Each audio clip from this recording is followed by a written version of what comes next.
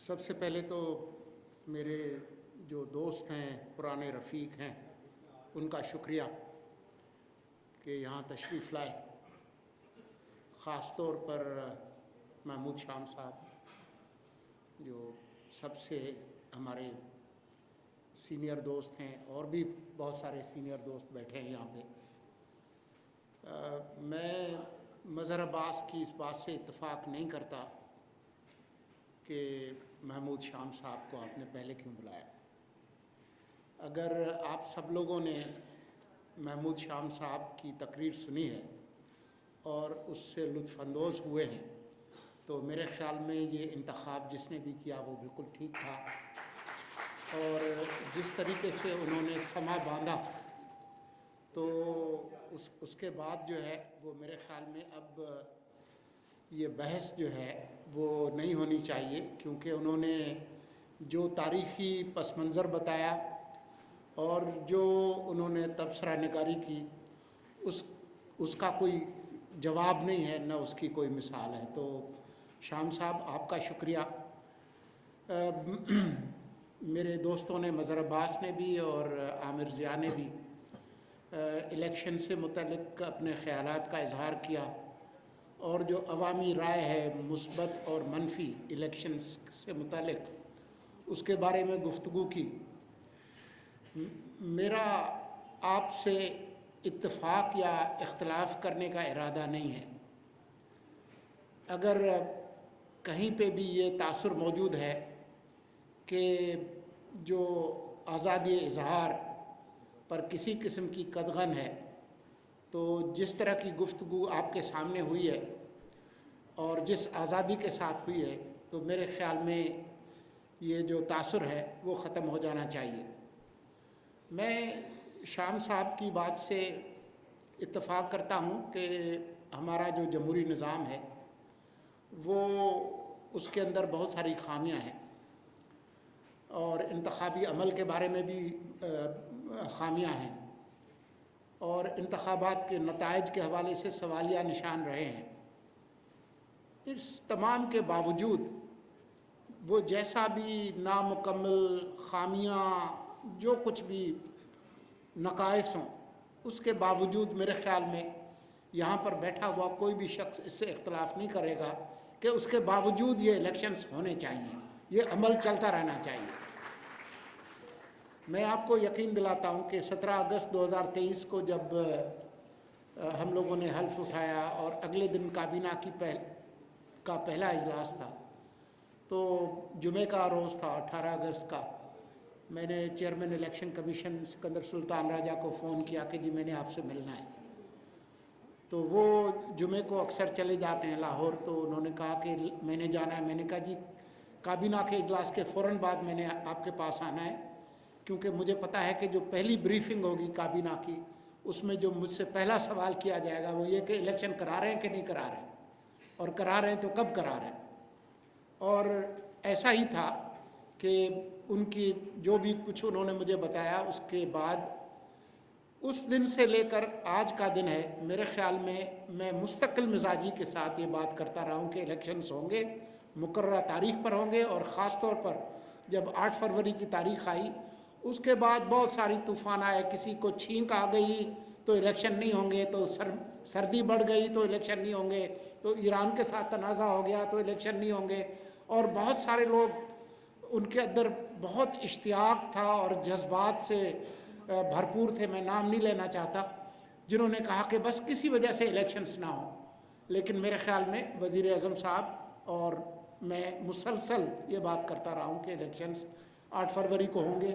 یہ درست ہے کہ مسائل ہیں، سیکیورٹی کے مسائل بھی ہیں، کہیں پر موسم کے مسائل بھی ہیں، لیکن یہ مسائل ہمیشہ رہے ہیں. اس کے باوجود ہم نے الیکشنز کروائے ہیں. 2008 کے اندر بھی سیکیورٹی کا مسئلہ تھا، 2013 میں بھی تھا.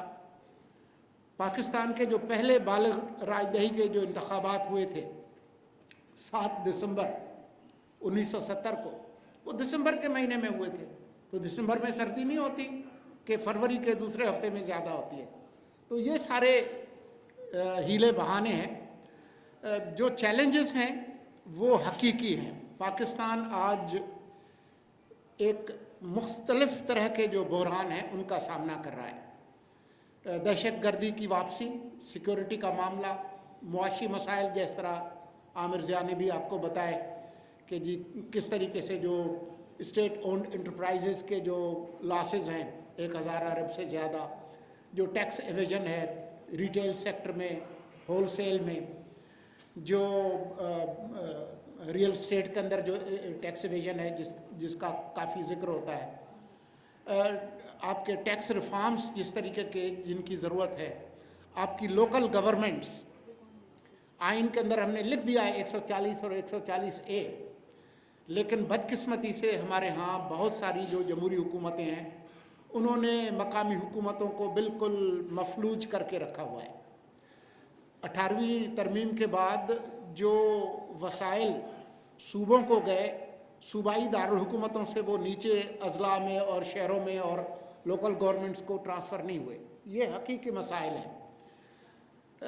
جو لیول پلینگ فیلڈ کے جو مسائل ہیں وہ بھی ہیں، لیکن میں نے پہلے بھی کہا تھا اور آج بھی یہ میں کہوں گا کہ جب تک کیمپین فائنانس ریفارمز نہیں ہوتے کہ جس میں عام آدمی، مڈل کلاس کے لوگ الیکشنز میں حصہ لے سکیں، تو بنیادی طور پر جو الیکشنز ہیں وہ آپ اس ملک میں اشرافیہ کو منتخب کرنے کے لیے ہی کرتے ہیں، کیونکہ عوام براہ راست اس میں حصہ نہیں لیتی.